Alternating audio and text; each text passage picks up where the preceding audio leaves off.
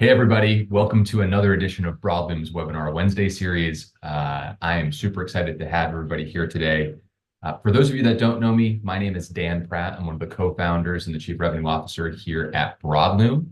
Prior to starting Broadloom with Todd Saunders, I worked on the Google team. So this conversation is actually very fitting. We learned a lot about Google reviews and the importance of Google reviews during our time at Google. And I'm very excited to share some of those learnings with you guys here today.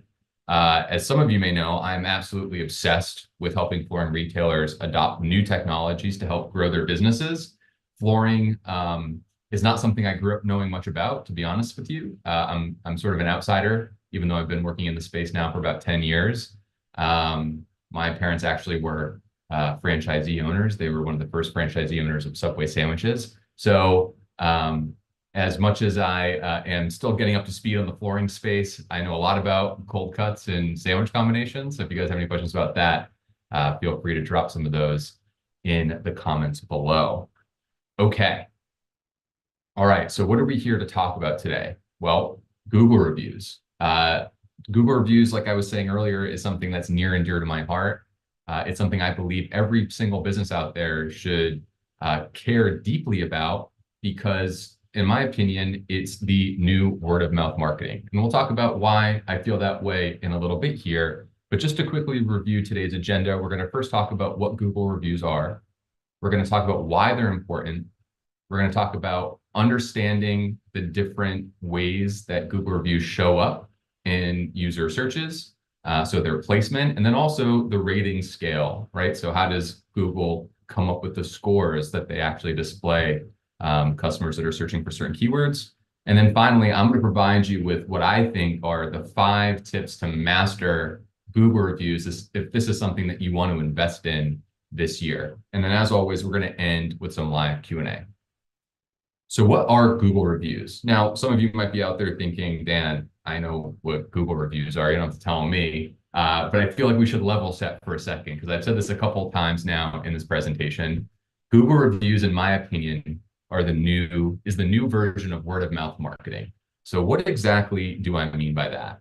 Well, at its core, Google reviews gives customers the tools that they need to essentially rate the experiences with local businesses, your business.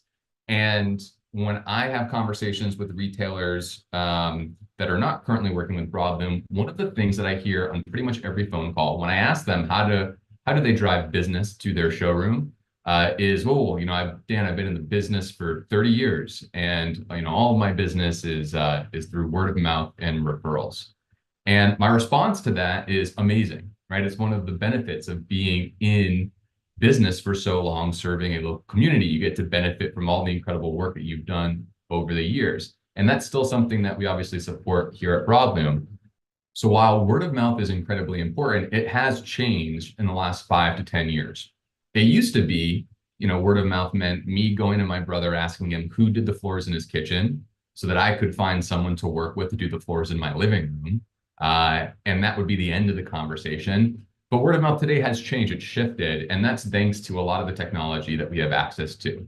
So today, to use an example, if I needed to install new floors in my living room, and I went and asked my brother who installed the floors in his kitchen, of course, I'm going to take his recommendation to heart, but I'm not going to only trust his recommendation. The very first thing I'm going to do as a consumer is I'm going to go to Google, I'm going to type in the flooring store that he recommended, and I'm going to see if everyone else had just as good of an experience with that particular company as my brother did. I'm not just taking one data point into account. I want all of the data points. And I think that's the big shift that a lot of our customers are seeing, and in general, businesses across the country are seeing as well. Reviews are powering so much decision-making across businesses and across price points. It's not just an expensive flooring purchase that someone is going to take a review as a data point to decide who they want to work with. It's also things like what restaurant you want to eat at night. So to summarize, word of mouth marketing isn't just one-to-one anymore. It's one-to-many. And it's important to develop a strategy for things like Google reviews in order to use that new development to your advantage. It can be an incredibly valuable tool for you as a flooring retailer, And so we want to spend some time thinking about the best ways for us to strategize around how we make that tool work for you. Okay, so let's talk a little bit about why they're important. I gave some clues in the last section as to why they're important, but I wanted to pull some data into this because at the end of the day, I don't want you to take my word for it. I want you to see, collectively as a whole, how reviews are impacting businesses of all shapes and sizes. So I pulled a couple pieces of data. Before we dive into that data, though, I will say that, again, at its core, positive online reviews can help build incredible confidence during the consumer buying journey, right? It's your goal as a business owner to make sure that consumers have the trust in you in order to expect them to make a decision to work with you in the first place. You want to be building that trust at all times. Now, that starts from really the second they begin searching for your business through the products and services that you sell. You want to have a great first impression. That first impression is typically an online impression. And one of the things that most people are going to look at before they ever take the next step to maybe see your website and the different products that you carry is what your reviews look like, right? If they get to, your little call out in Google and there's a 1-star review, on average for the service that you provide, well, that customer is probably not going to go much further in terms of learning about your business. So we want to make sure that we have good reviews so that we can immediately make a great first impression and really start the work that's necessary to build that level of confidence within the group of people that might be interested in working with us. Here's some data that I thought was particularly interesting around this topic. 72% of consumers say that positive reviews make them trust a local business more. Now, I want you to think about that, right? 72% of all consumers say that positive reviews make them trust a local business more. Is that surprising to anyone out there? To me, it wasn't. I'm actually surprised it wasn't higher than that. I think about my online usage and where reviews come into play to help me make decisions. And it's really across the spectrum, right? It's not just the expensive flooring purchase, right? Or the car purchase or the television purchase that I'm looking through reviews to support my decision to work with a particular business. It's also the random Tuesday night dinner, right? How many of you go on Yelp to decide where you want to eat at night? Reviews have just become a part of how people do research online before they build the confidence to make a decision. And that statistic really does support that, right? People are constantly looking for data to help guide their decision making. Another thing I think is really interesting is that 88% of shoppers trust online reviews just as much as word of mouth referrals from family and friends. So that speaks to my example with my brother, earlier on in this conversation. I'm certainly going to take the advice or the recommendations that I get from friends and family to heart. Obviously, if I'm asking them for advice, I'm going to take it.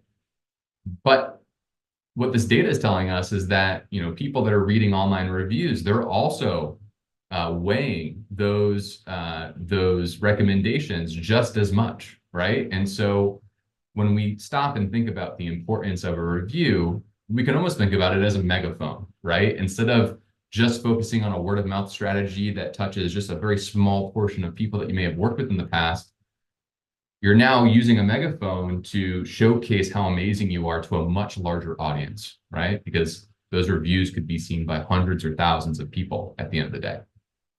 One other thing too, and we'll talk about it a little bit further on in this presentation, is that Google reviews also has a pretty significant impact on your SEO or how Google organically ranks your website for certain keyword searches locally. So it's crucial to have a strategy in place to support positive reviews to make sure that you're capturing that SEO value because it is part of the algorithm in terms of how Google will rank your business. Okay, let's talk a little bit about Google's rating scale and how reviews show up across Google's ecosystem. So many of you probably already know this, right? Like most review platforms, Yelp, Angie, so on, Google reviews are based on a 5-star rating scale. So it goes from 1 to 5, 1 being a low score, right? That means they did not have a good experience with your business. And 5 representing the highest score. They had a phenomenal experience with your business. Now, it's important to understand this. Sometimes I see users get confused. You may have experience with this as well, unfortunately, right? Someone will leave you a 5-star review thinking it's like a really bad score, and a 1-star review thinking it's a really good score. For whatever reason, we still see that happen sometimes. So it's important to know 1 is bad and 5 is really good. And it's also important to understand where these reviews are showing up, right? Because it's not just in one place within Google search results, it's actually in a couple of different places. So you will see Google reviews in 2 primary places. The first is displayed within Google search. So when someone types in your brand name, for example, so in this case, I'm going to use Todd Oser at Oser Paint and Flooring, because Todd has some incredible reviews that I want to showcase. If I'm going to type in Oser Paint and Flooring, Google is going to serve me Oser Paint and Flooring's Google business profile. That is the extra information that's off to the right side of Google search results that gives me Todd's phone number, his email address, his website, and it's also going to give me a snapshot into Todd's reviews. Now, as a user, I can click on where it says 216 Google reviews, and it's going to give me all of the reviews, all 216 that were left for Todd and his business. So that's the first place. It's going to show up in that core Google search results page. The second place is on Google Maps. So when someone is in Google Maps and they might be searching for a flooring store near me, and that little pin shows up on the map as to where that business is located, if I click on the pin, it's going to expand things out a little bit more, and it's going to show me the name of the business, maybe their phone number, as well as a snapshot, again, of their Google reviews that I can click in on. So it's showing up in multiple places, which means it's going to get a lot of eyeballs assigned to it. That's why we're stressing the importance of making this a strategy. If you have a 1-star review, a 2-star review, a 3-star review, because only a handful of people have left you a review, and they left it because they had a bad experience, right? Let's be honest. Most people will leave reviews when they've had a bad experience, not necessarily a good experience. That can be very damaging to the promotion of your business and getting people from that search stage onto your website, learning more about who you are and the services you provide, so on and so forth.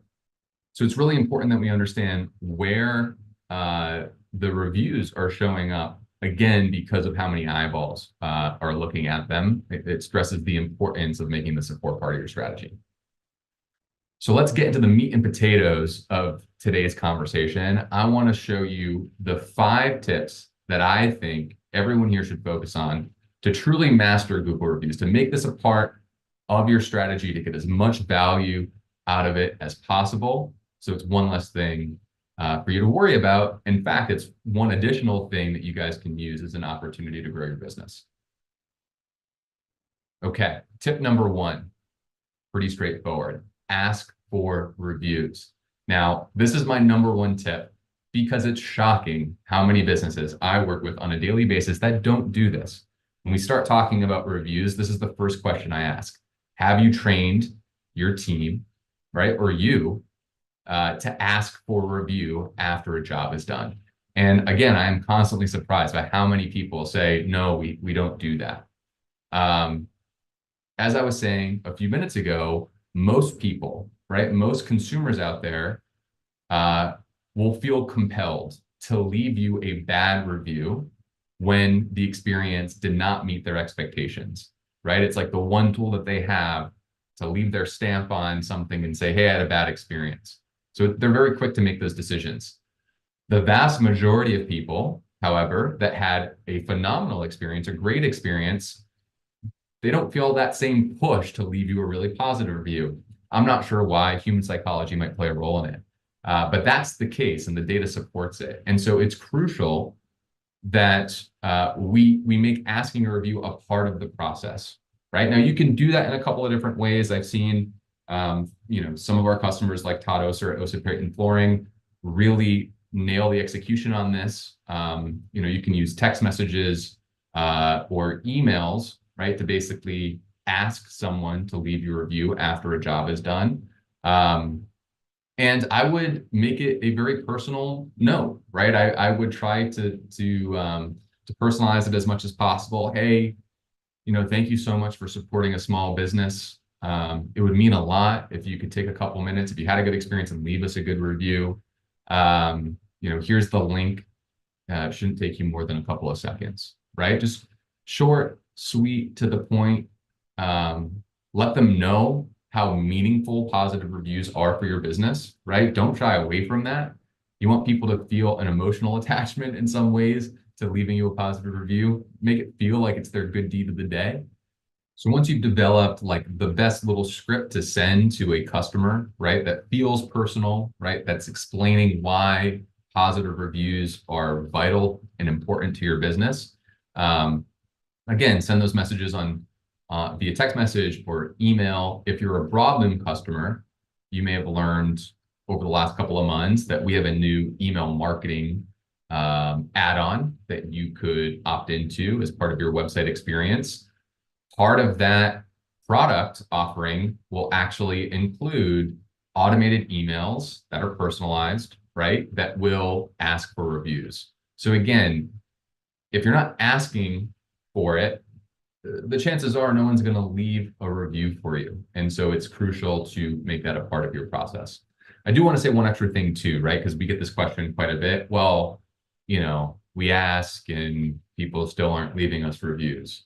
What should we do? I don't think it's a bad idea in some cases, if this really is a priority for you, to offer a small incentive for your customers that leave you a review, right? Maybe that incentive is a small gift card, right? Maybe it's a larger gift card through a raffle, right? So you'll say, everyone that's left me a review in the month of May will get entered into a raffle to win dinner at, local steakhouse, X, Y, and Z.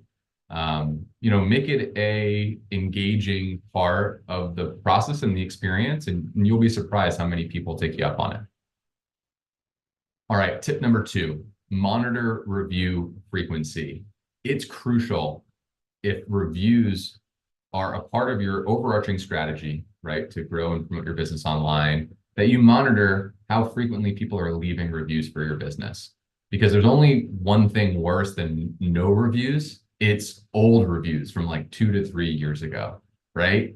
To many customers out there, that might be a signal that you might not be in business anymore, right? Or the information that was left 2 or 3 years ago is now outdated. There's no benefit from having only old reviews for people to look at.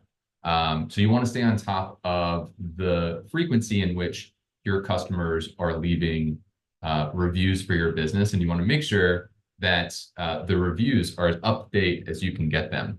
A good way to do this is just to set a goal for yourself or for your team. 1 review a month might be a good place to start, and then from there you can scale. But it's important that frequency plays a role in your strategy here. 1 every now and then isn't really going to cut it. You want to show like sustained work, and through that work, some sustained positive experiences. So the example, again, I'm using for this presentation is Todd at Oser Paint and Flooring, because again, when we're talking about reviews, Todd and his team does an incredible job. So you can see here, right, there was 1 review left 2 days ago, 1 a week ago, 1 a couple months ago. This was actually pulled just this week, right? So these are really positive signals for consumers that are doing their research, because again, they want up-to-date information, right? They don't care about someone's experience 3 years ago. So much could happen. So much could have happened between then and now, right? They care about like this week, what was someone's experience like? And so it's important to play into that as much as possible. Okay, tip number 3. This might be my favorite, to be honest, with everyone here. Tip number 3 is respond to every review. Respond to every review. Every single one, the good, but most importantly, the bad. All right. Now you might be sitting there being like, Dan, that doesn't make any sense, right? Why would I respond to the bad reviews? Some of those are fake, right? They don't even have anything to do with my business, right? And that's the point. Reviews at their core are often a tool for people to share their experience, right? So that's one thing. And on the other side, when shoppers or consumers are looking at reviews to help make a buying decision, what they're doing is they're looking at those reviews to make a judgment call on the business, right? They're trying to decipher, before taking that next step and investing more time into research, can I trust this business? Can I trust this business at its core? And so by responding to reviews, the good and the bad, you're humanizing your business. You're making it easier for someone that has no idea who you are to trust you. It's just a good practice to get into the habit of, because it shows that you're not just some company that doesn't have a point of view and there's no real stakeholders involved. It's just blank, right? There are people that work there that care about the services that they provide, so much so that they're leaving reviews. They're leaving responses to the reviews that are coming in, the good ones and the bad ones. Now, responding to negative reviews is one of the most important things that you can do, right? Whether you are at fault or not, right? Let's just say, for the sake of this example, you are at fault. Something happened and you made a mistake and someone left you a bad review as a result of it. This gives you an opportunity to own up to that mistake, right? There's no single other thing that you could do to build more trust in a potential customer than writing a review to a past customer where you screwed something up, owning up to the mistake and trying to make it right, right? That's going to instill so much confidence for everyone else that works with you after the fact, okay? The other thing is, like, some people get erroneous reviews left for them, like fake reviews. Doesn't really make much sense to me. Those are also great opportunities for you to just call it out. Hey, it looks like you were searching for Bob's cheesesteaks, right? You got the wrong, this is Bob's Flooring, right? You got the wrong business. Most consumers understand, like, some of this stuff will happen, right? People will make mistakes. And so that's a really easy way for you, again, to humanize your business and call out maybe a mistake that was made by someone that left that bad review. Okay, my final point here, and this is something that I'll say a couple more times because this is how the algorithm works. Review responses can also contribute positively to your local SEO, right? So this is a factor in Google's SEO algorithm that will promote your website and services showing up higher for various keyword searches that are related to your business.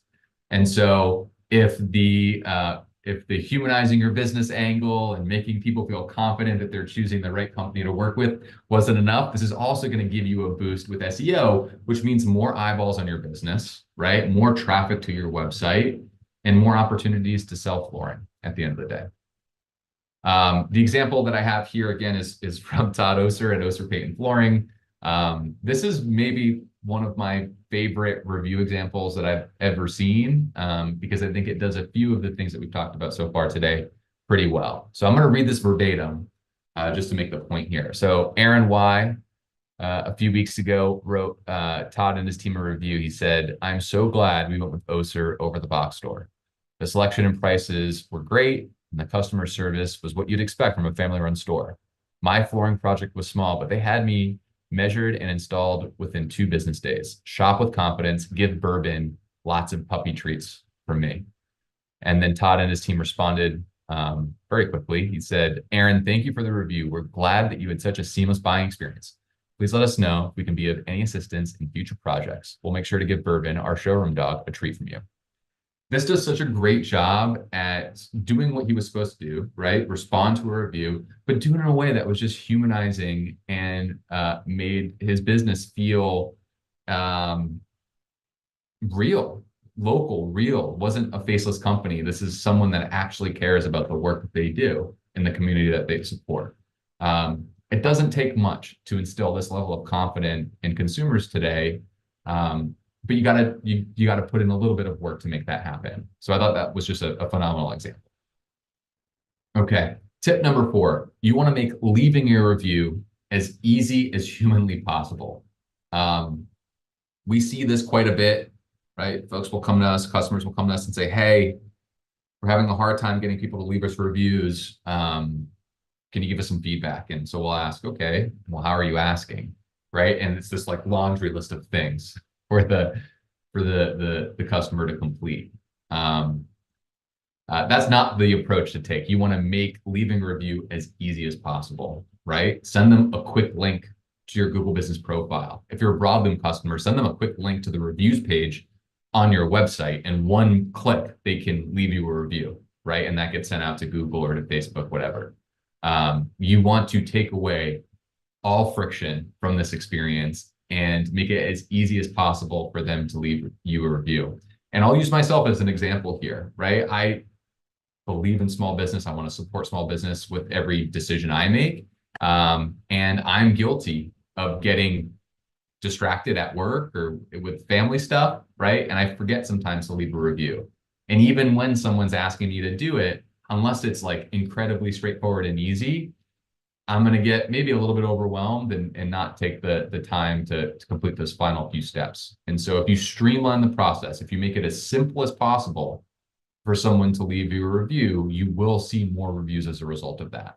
Okay. So again, if you're a Broadloom customer, just send them a link to this reviews page. Whether you're sending an email or a text message, just send them the link to the reviews page. And if you're not a Broadloom customer, you can send them right to your Google Business profile and they can leave a review that way. All right. And our final tip of the day, encourage your customers to add photos to their reviews. So all of us here understand that flooring is an incredibly visual medium. So whenever we can, we like to encourage our customers, we like to encourage Broadloom customers to ask their customers to include photos of the installed flooring along with their review, right? This helps not only improve things within like Google's algorithm, right? Because that's a factor in it, like everything else. It also gives the person reading the review like a visual representation of the work that's been done, right? There's no better, advocate, I guess, for the work that you do than a photo of that work, right? It's pretty black and white at that point. And so whenever you can, encourage your customers to add photos to the review itself. Now that might be like a little bit counterintuitive from tip number 4, right? Make things as easy as possible. But in this instance, right, you're snapping a couple photos from your phone and you're just attaching them to the review. It's not going to take that much more time. And the benefit that you'll see from it will be exponential from a review standpoint and how people are kind of ingesting that information. One other thing that's beneficial with adding photos to a review is it makes the reviews feel legitimate, real, right? I think there's a lot of discussion that happens online and other places, like how much can you, trust a faceless review, like on a random website, right? And there's some truth to that. There are companies that you can work with that will provide you with fake reviews. I think most consumers today see through that like pretty easily at the end of the day. But adding photos to a review helps alleviate all of it, right? That's a lot of work to do to fake a review if you're adding random photos of people's homes. So this can actually help instill more confidence from the shoppers that are interested in working with you because the reviews come off as genuine as they can. It's a pretty simple addition that you can ask someone to include. And again, the value that you're going to generate from that is pretty exponential. Okay, we covered a lot today. So I want to review a few key takeaways, and then we're going to open things up for some live Q&A. All right. So first takeaway, online reviews are the new word of mouth marketing, right? You want the megaphone. You want the work, the positive, awesome work that you do every day to be amplified to as many people out there in the world as you can, right? Especially in your local market. Reviews can do that. So you want to take advantage of them as much as possible. A-bar, always be asking for reviews, right? Always be asking for reviews. If you're not asking for reviews, you're not going to get many. That's just the sad truth of it. So make sure that you're putting a strategy together, whether that's you as the owner of the business, right? Or the marketing manager or the team as a whole, put a plan together to ask for reviews when the job is done.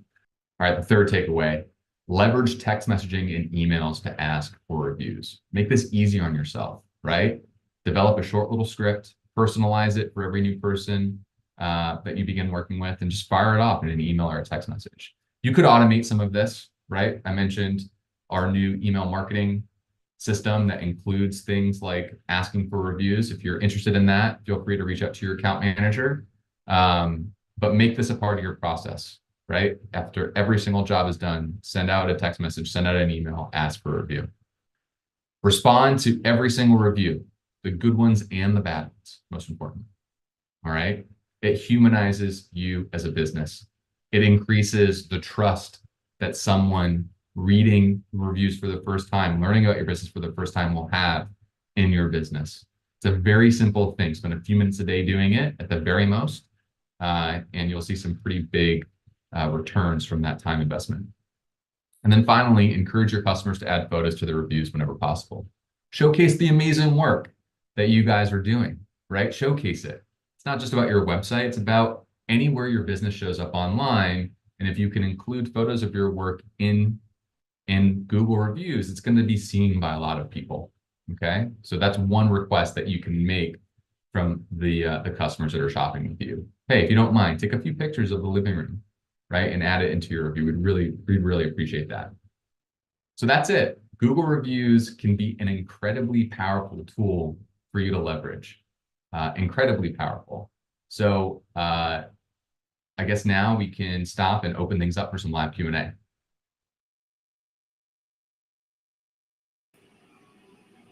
How we doing? So we know how important reviews are for foreign retailers. And Dan, I think you broke down really helpful, easy digestible ways for retailers to, drum up more interest in their local markets, showcase how good they are and that they're the flooring authority. But then it's just like really simplifying, this sort of mystic. How do some of these retailers have 100, 200, 300? And it doesn't come overnight. It's just process oriented, simple things. So it looks like we already have a couple of questions here. And we're going to start getting to them. And for those on, start dropping some if you have more. Oh, here we go. Well, Product Adventures just found this helpful. We're here to help. But the first one, let's pull up Diane Kasi. You can let me know I got that wrong, Diane. Sorry about that. But talking about old negative reviews, I know that we hear this a lot, right? Business changes, especially when you start out a business for the first time. You're working out the kinks, right? Sometimes it might not be the perfect customer experience that you're looking for. But her question was, we have a couple old negative reviews from a few years back. Current ones are good. And I didn't go back to the old ones and respond. Is there a way to get the older ones off? So Dan, I know you talked about responding to every review. I have some thoughts on this one, but why don't you take the first stab for Diane?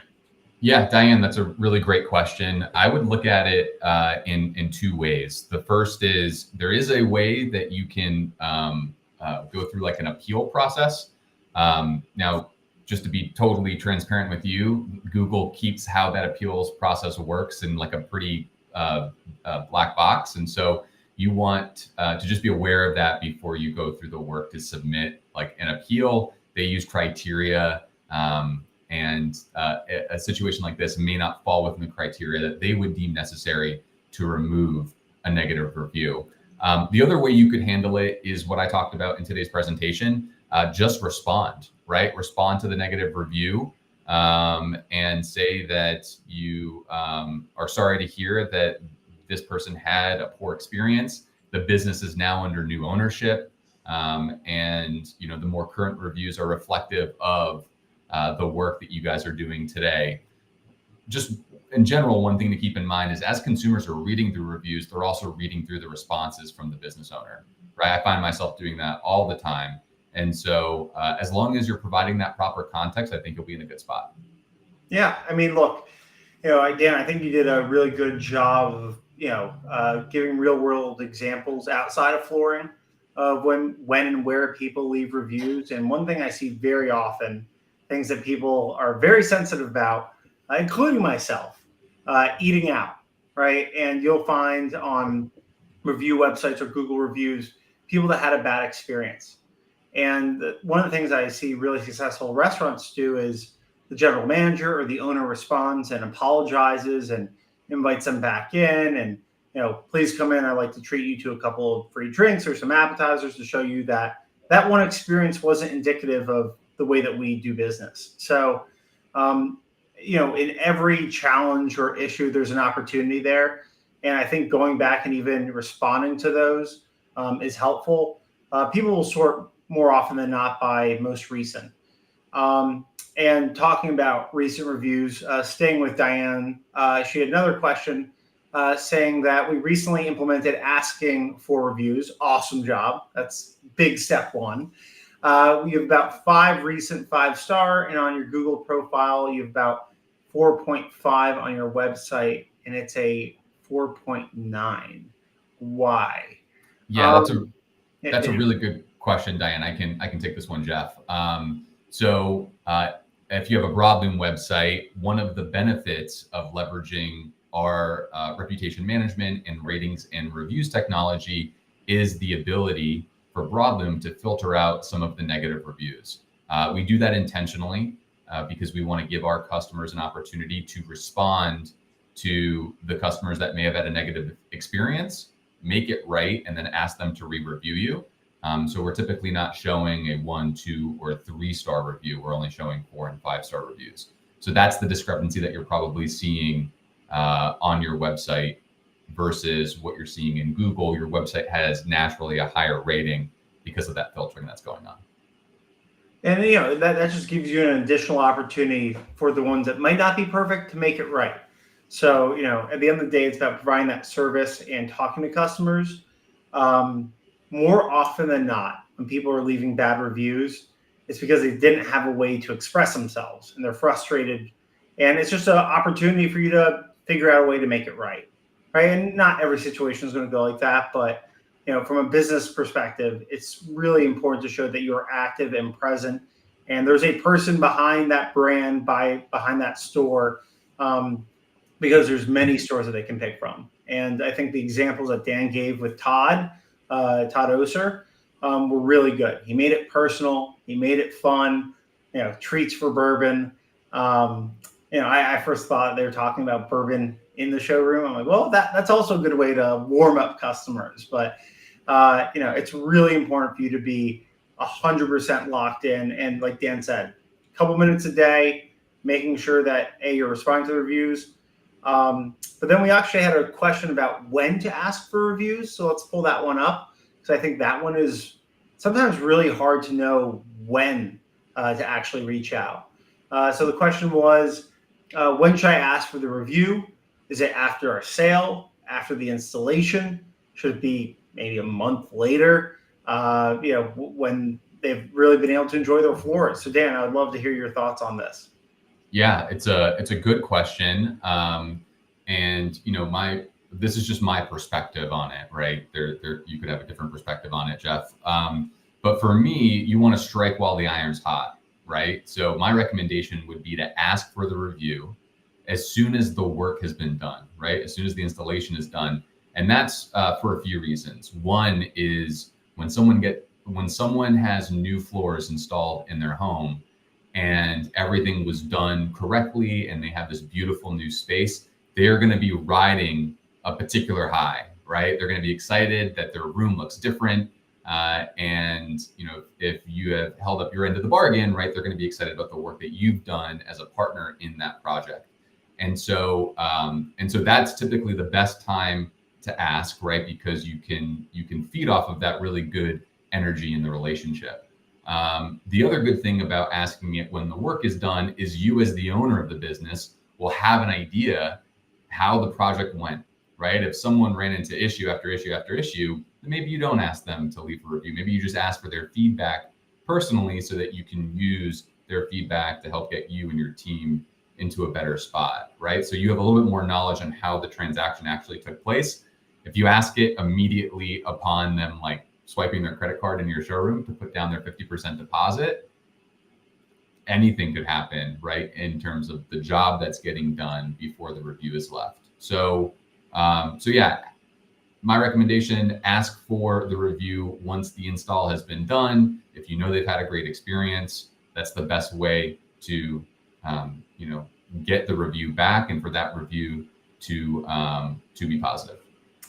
And you can imagine, it's a little bit past lunchtime. I'm a little hungry, and food is still on my mind. But it's the same sort of concept that Dan's talking about in terms of when to ask, right? If you go to a restaurant or like a quick service, spot, a little cafe, you're not asking for the review once they swipe their card and pay for the food.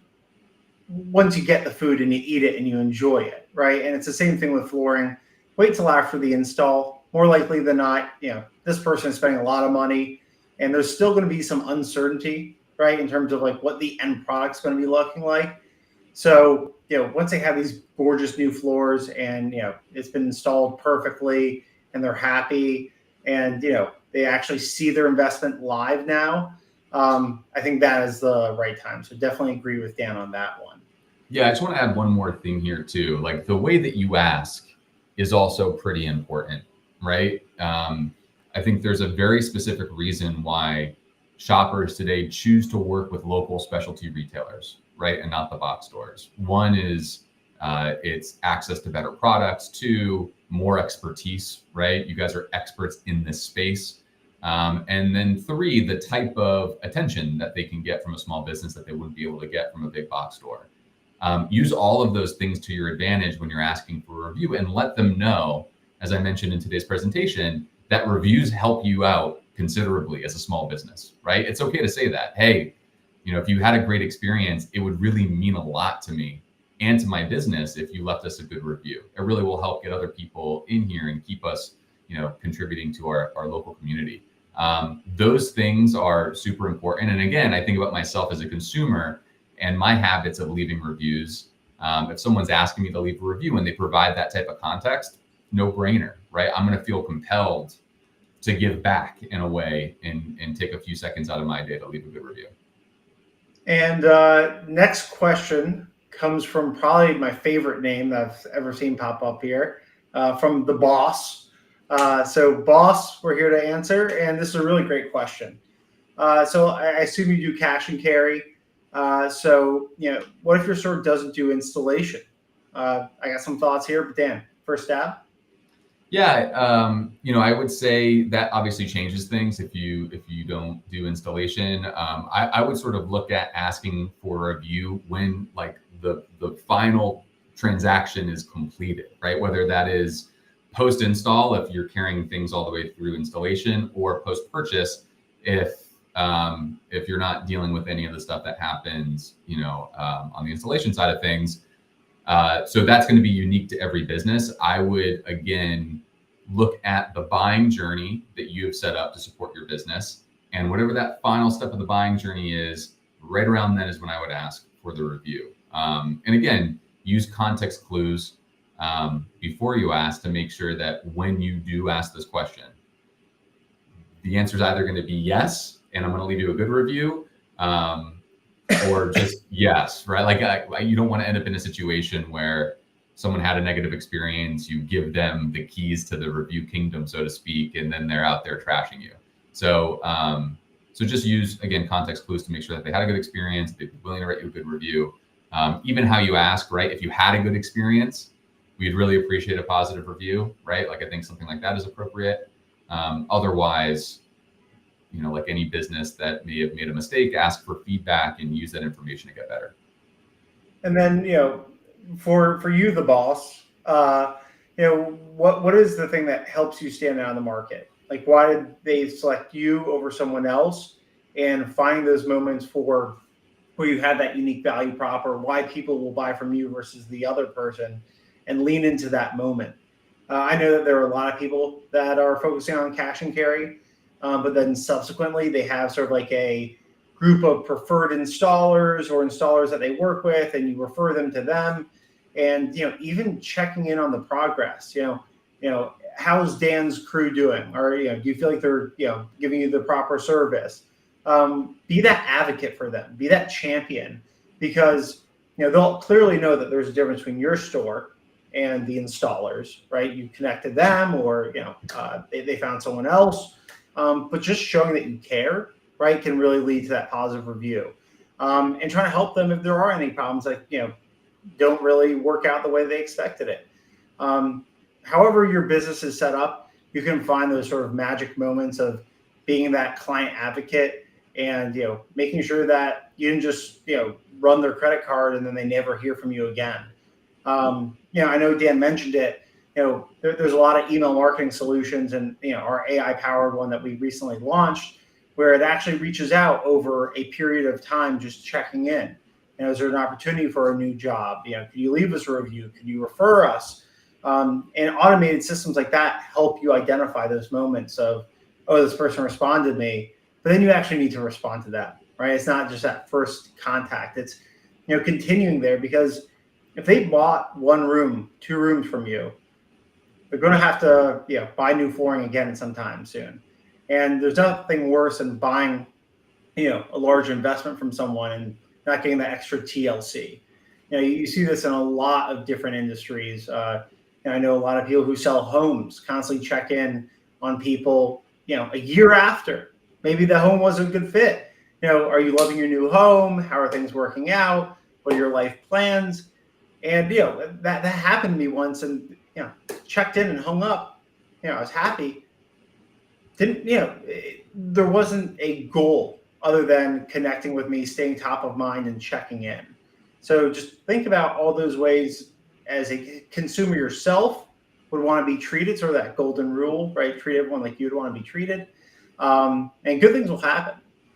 All right, we got a couple more questions coming in. One little prop. Thank you, Jordan. We're always here to help, and really looking forward to seeing you guys start generating reviews with your management team at all those locations. Prada Adventures. How do you get rid of a bad review? What is the best way to ask for a review? So Dan touched upon the bad review. Summarize, Dan, challenging it in Google, responding to it properly.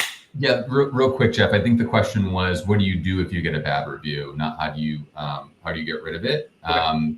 So let me just address that quickly and add a little bit more context to what we talked about in today's presentation.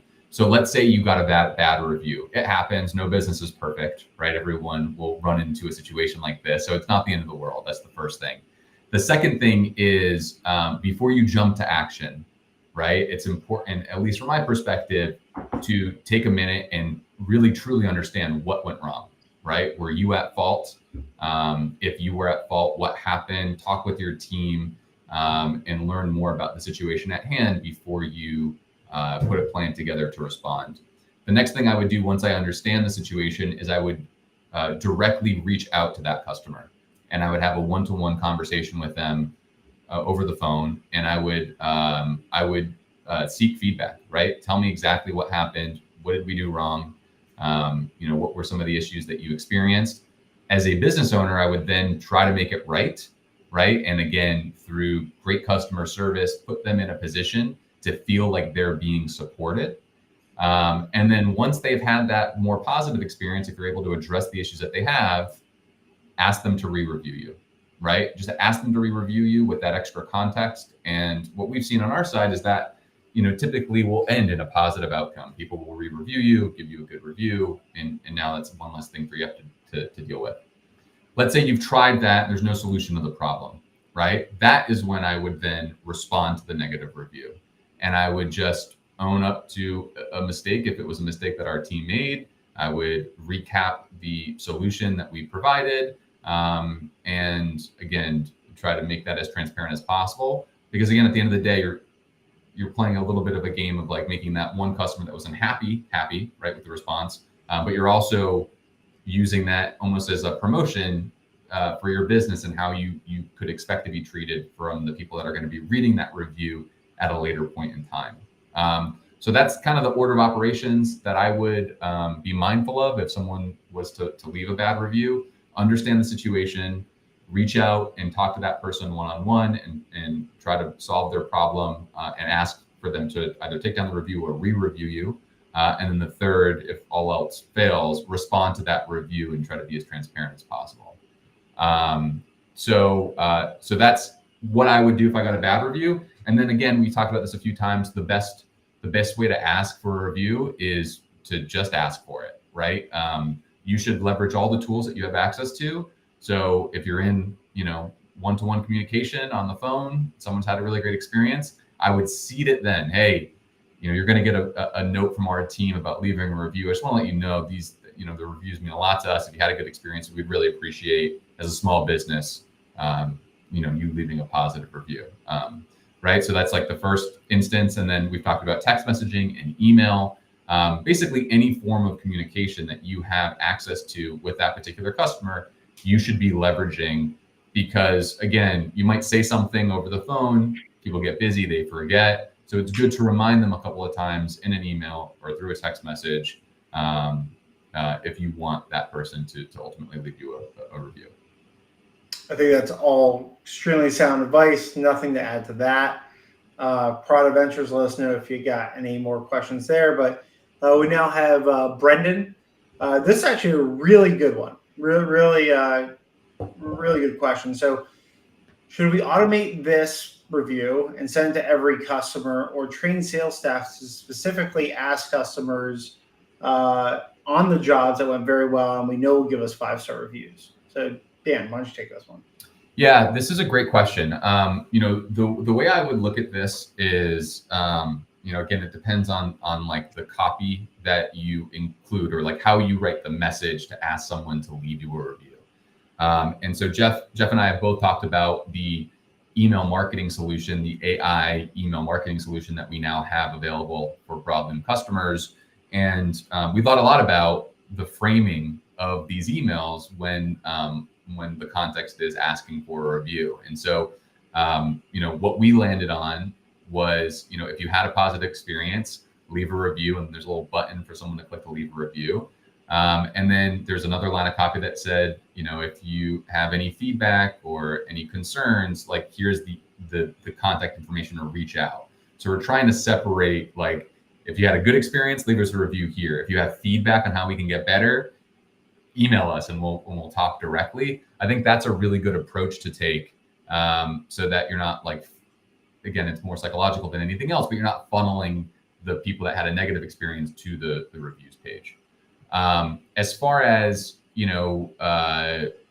training the sales staff to only ask customers that had a positive experience for good reviews. Again, it's about, I think every customer you interact with has feedback that you can use to make your business better. Some of those folks are going to give you positive feedback so that you know the things they really liked, and you can continue to invest in those things, with future customers, right? That's great. And those people should leave you positive reviews. You're going to get some customers that leave you negative feedback or provide you negative feedback. That feedback is also very valuable, because as a business owner, you'll want to know what isn't going well, so you can take meaningful steps to solve that problem for future customers.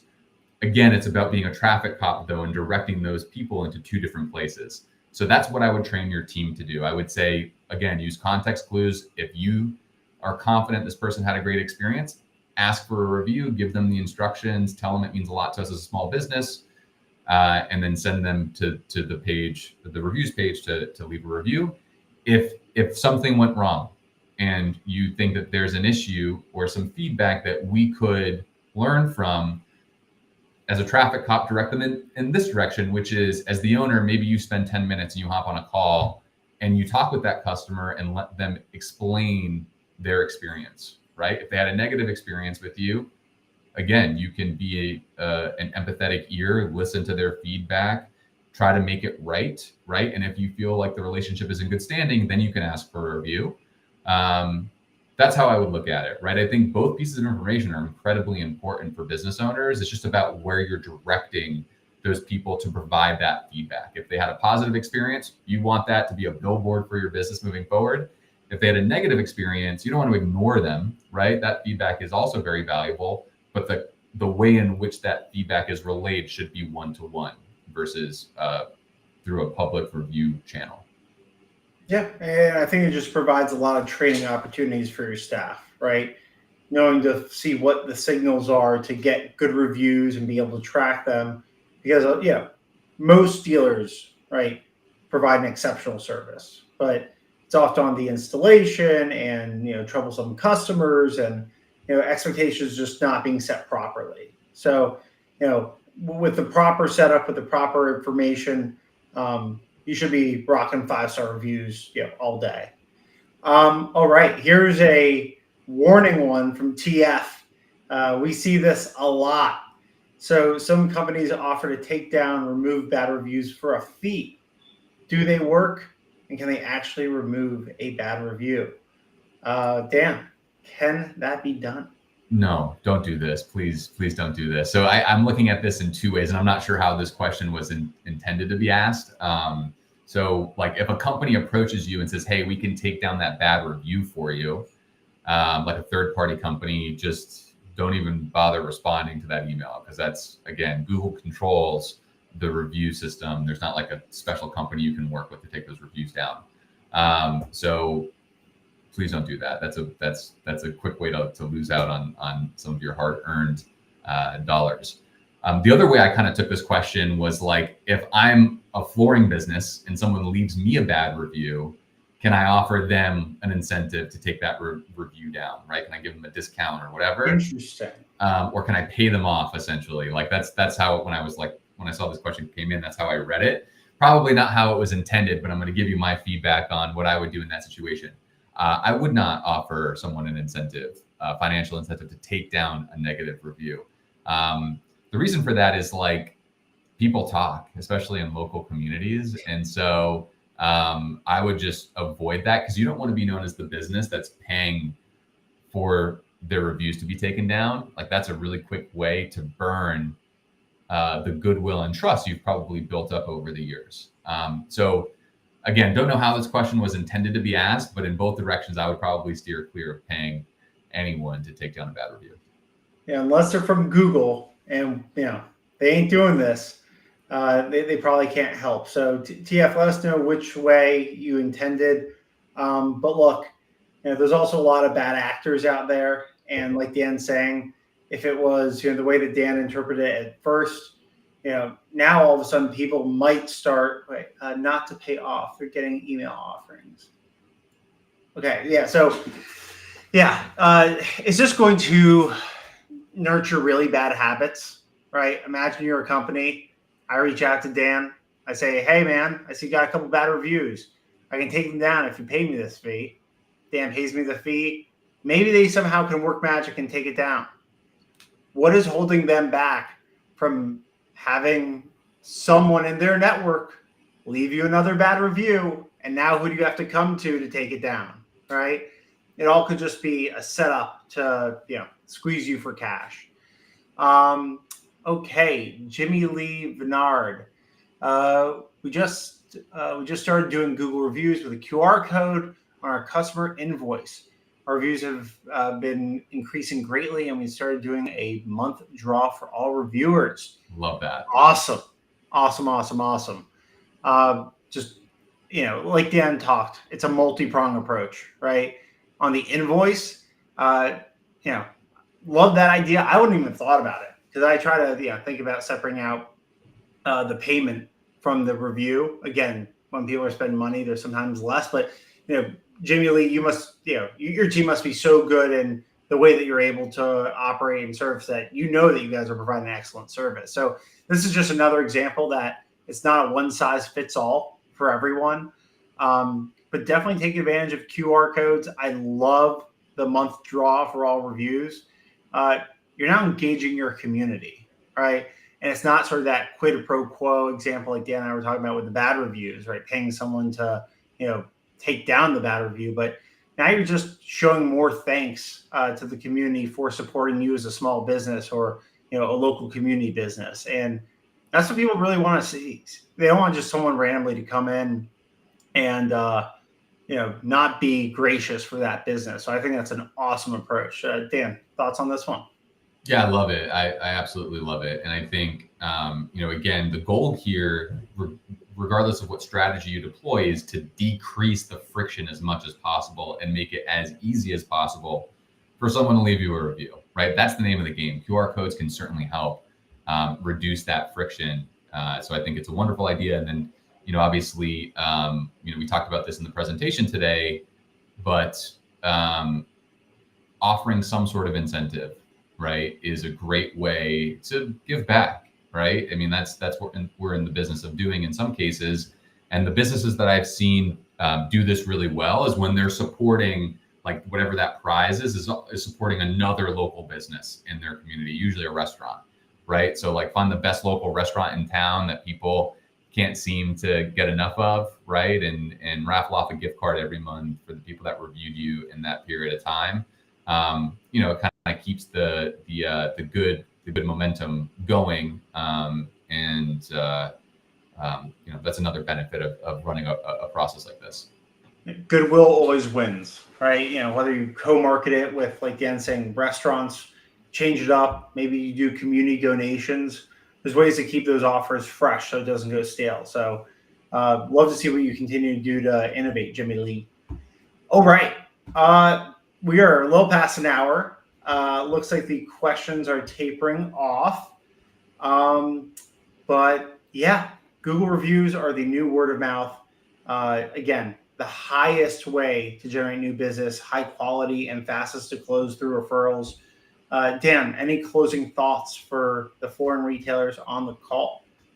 No, I mean, I'm always available for questions. So if you guys have questions about Google reviews, how they work, strategies to make your team more effective at asking for them and starting to slowly increase those numbers over time, feel free to reach out.